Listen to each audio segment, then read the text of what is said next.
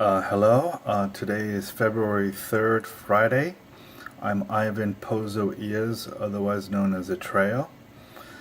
I'm an angelic oracle imagineer, something what I term as a clairvoyant that channels angels, particularly for spiritual wisdom and for innovations for a future society.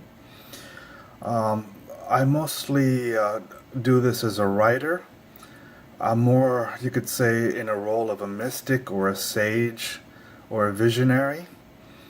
For the past 11 years, I've been blogging on my blog site of Atrayo's Oracle, and and I have over hundreds of spiritual wisdom statements, is what I call them, because my writing is not in chapter form; it's in statements.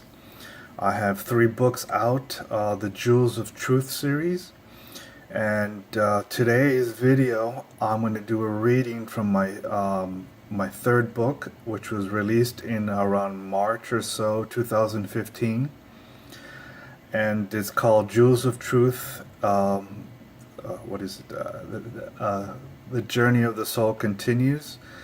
Uh, Each of my books has the same primary title, but it's a different secondary title, so that's why I say, This is what it looks like. This is the book I'll be reading from.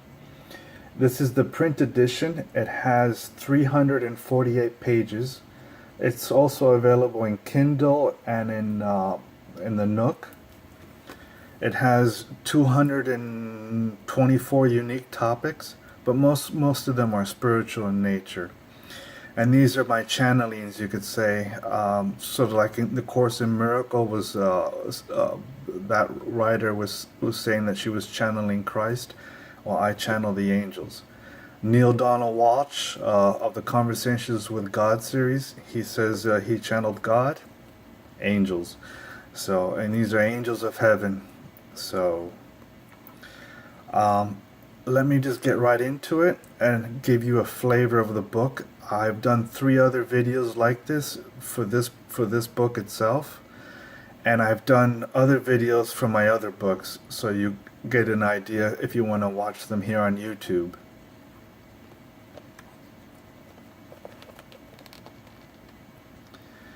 Okay, the first one, this is on the paperback, page 151. The topic is on an invention. It'll be 2 paragraphs long. And let me get into it. The mother of all invention is to do common acts in an uncommon manner.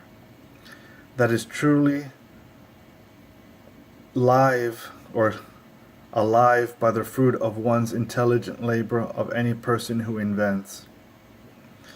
Well thought out in utilizations that foster a sense of a real practicality, functionality, and an imaginative response to life itself.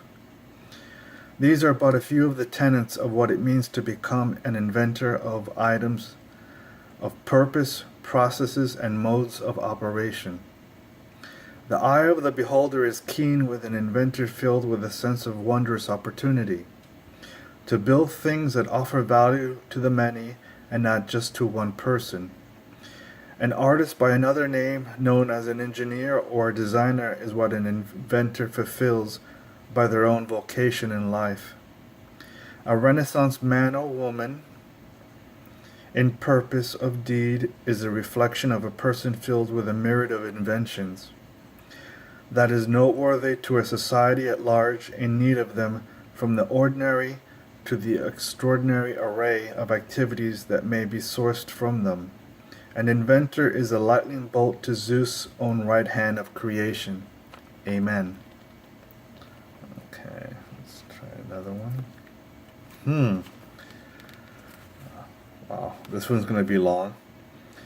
This will be 3 paragraphs, page 31, on the topic of caution. There was once great evils that have been forgotten throughout the ages. Oftentimes it is best to leave them buried if it were to cause a greater turmoil in the present era. since such a great evil would be nearly impossible to reconcile with the people of this day at large. Is it where no peace will ever be found even after attempting to heal and forgive the total harm that has been caused? Only in ignorance is truly bliss found for the righteous people of the land. For it is with all the lesser evils yet still committed by an individual or a group, whether it is by ideological or nationalistic fervor, it shall always need the antiseptic of the light of day of public awareness. Otherwise, this lets history repeat itself once more with another set of horrors that could have been averted with a proper dose of foresight. It is sometimes when a buried evil is brought to the light of common awareness, it shall have the effect of a mixed blessing of releasing a burden that has long been carried alone for too long. For such an occurrence, then patience, compassion, and understanding and due diligence are the factors to make amends in reality. Be it when permission is granted to correct such a mistake or crime in reversing the harm by the damage that has been inflicted to the victims. If the correction can't be offered due to the restraints of time or circumstance, then move onward with dignity in your hearts, with ample measures of forgiveness applied, not to forget the lesson forced upon you, but to release the moral anguish and painful burdens that have been surrendered for the sake of your own sanity and healing. Go on your way to teach others the evils that have been committed unto you for those willing to listen. Counsel them with compassion and wisdom, not to fall prey to such an ill-minded persons in their combined future. It is when a good has in turn been forgotten by the ages of yore, it soon becomes always a blessing to share such good news with the people of the day. This becomes a form of kinship in giving life to the ancestors by their own righteous actions of a bygone era of humanity, that will aid in giving their souls peace with a renewed sense of immortality for a while longer in creation. Amen. That was on pages 31 and 32 of the paperback, for caution. And I mentioned the pages, although on the Kindle or Nook or even the PDF format, the pages are different. So let's see. What topic are we on here? Ooh, we're on the topic of love. And every time I write these books, I seem to do a lot on topics of love, God, and forgiveness. Those seem to be my top three, but I do so many more. This will be page 180, 2 paragraphs long. True lovers of the soul and body always share one spiritual heart together, whether it is for one life or for the many more lives within eternity. A lover's bond is unmistakable for its clarity and purity of the tenderness exchanged. It is a glimpse into the intensity of goddess, which means the male and female aspect of God. Goddess love for all of his or her own creations. How God's love is portrayed amongst his children is a showcase of the bonds of many forms of agape, into the totality of its nurturing of all the numerous sorts of relationships with all souls. It is as a parent and child, between relatives, between close and distant friends, strangers, pets and their masters, natural creatures that run wild, and most certainly between lovers. This one spiritual heart, through many forms of love, is a mirror to us, in how Goddess showers us all with an absolute love always. No matter if we are able to acknowledge it or not in our social relationships with others, this love is always there, and it continues to grow throughout our lives, much like between two lovers sharing one holy spiritual heart. Amen. Let me see. I've got a bit of dry mouth reading here. This would be page 94 on the topic of God. You see, I mentioned I write so many of these. These would be 2 small paragraphs.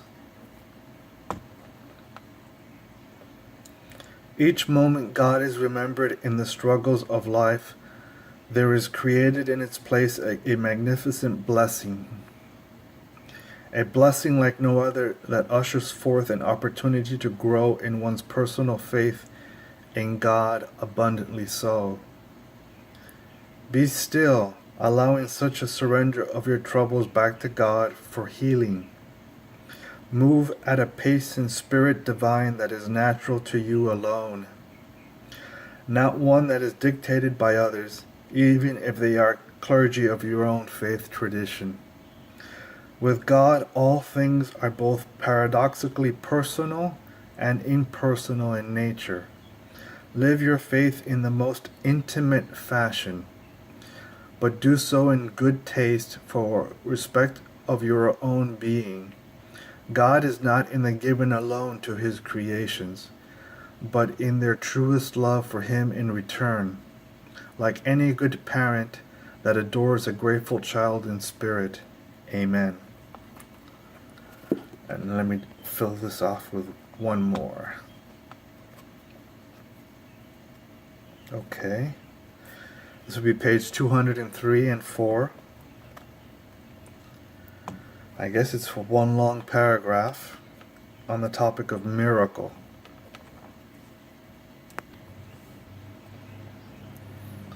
All miracles are of the one creator we call Goddess. There is only one miracle to have ever existed, and as such we call this miracle God, the God of gods.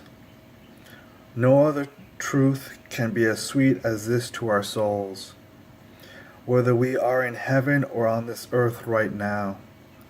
All miracles, blessings, good omens, good luck, boons, and so forth are echoes of this one glorious first miracle we know as God.